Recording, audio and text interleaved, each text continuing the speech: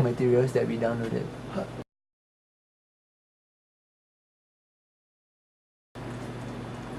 Okay, hi, this is the demo that I'm showing. This is splash screen for our game. There is a network options for our game, but for this demonstration, we will be only showing the single player part. So once I enter the game, you can see that this is the environment that we are in. Please take note that on the left hand corner, you'll be able to see all the status and values that the game is using. And then right in the center, this is the command that we can issue out for the soldiers. In pink, this is the status and information. For example, and if you want to know whether the player is a sniper or a support character, you can take note on the extreme right hand corner. There is data used for calculation. So at the start of the game, the players will be positioned at position 00. The green character is actually me, myself, as a human character. The yellow-green spears or cylinder is used as an NPC.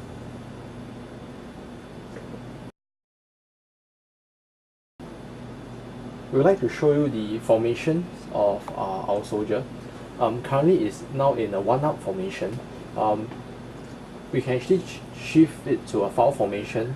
This enables us to move in a very nice straight line fashion. A one-up indicate a good firing force at the front line, and one guy who is defending the rear. Two-up formations having the leader in front of the formation.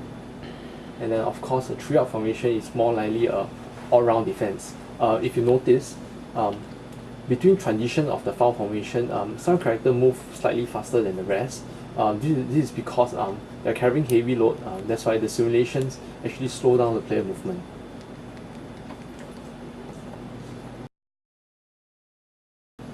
Okay, so now we will insert a map into the game. By inserting a map into the game, the player will most likely choose a possible hide position. So now I can trigger them to hide. You notice now the players are using an A-side algorithm to move around edges of the wall, and they will move into a best possible hide position. The best possible hide position is shown in pink down here. The edges of the walls are a well, also called good location that they can hide at. So if I select a formation now, for example a foul formation, you notice player 1, also called NPC 1, or with the red arrows, will tend to hide an edge of the map, edge of the wall. Okay, now we will show you moving in formation and hiding behind the wall. With the pink as an indicator, the pink spot as an indicator, you'll notice that the player is hiding behind the tree. How do we take the reference of behind the tree? By zooming out, you'll notice that the enemy is known as the red cylinder on top, and the characters are hiding not in line of sight of the enemy known location. Moving along, you'll see that the characters, NPCs will start to move move forward in their formation, but they also hide, or so-called dash from cover to cover.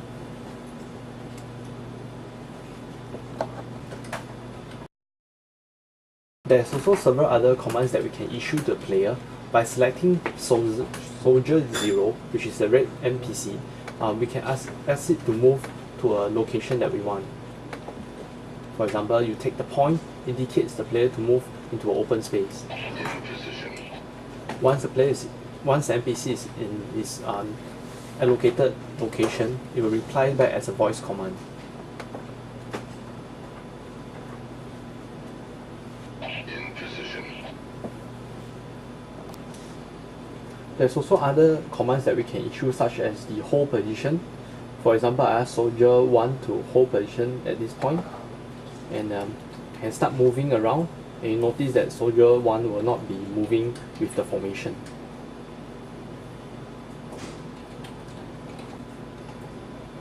With a group command as go go go, we can actually send the NPCs to dash at the enemy and charge at the enemy. The blinking cylinder indicates the firing mode of the NPC, and you notice that they will actually move forward and charge an enemy. The different sound indicates different form of ammunition and rifle used in the game. If you notice, there is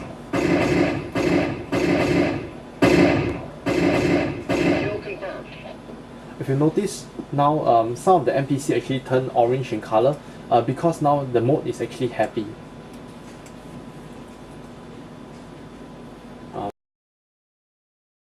So now we will show you the A-star algorithm.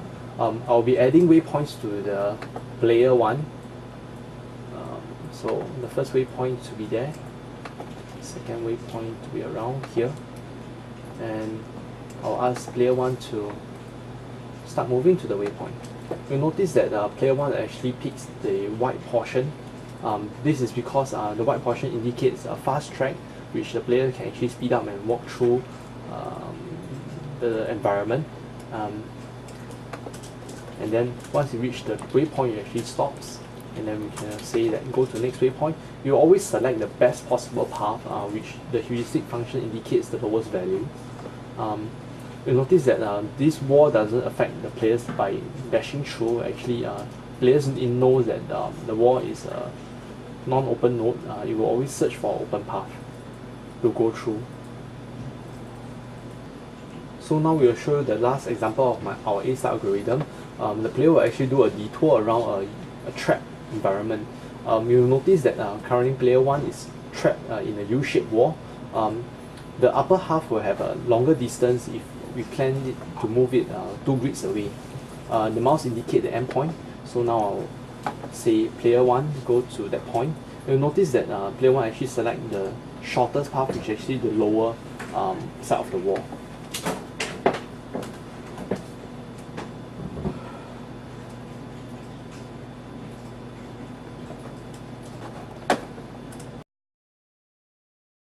We have 2 NPCs in my controls.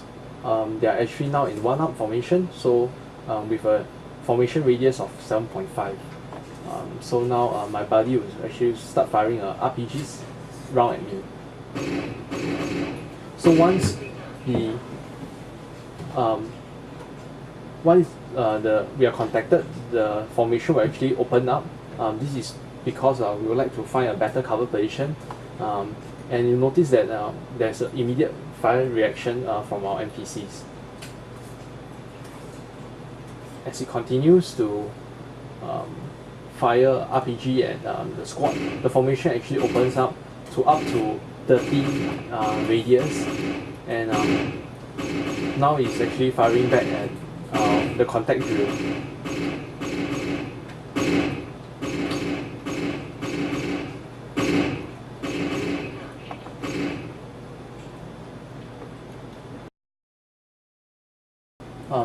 For this demo, will be a network demo. We're actually moving the NPCs forward to locate the enemy. Although I'm in line of sight, but doesn't mean the NPCs can detect the enemy, because there is a range that it can cover. So now we're moving forward. Enemy sighted. We can hear from the voice reply that our NPCs have actually detected the enemy.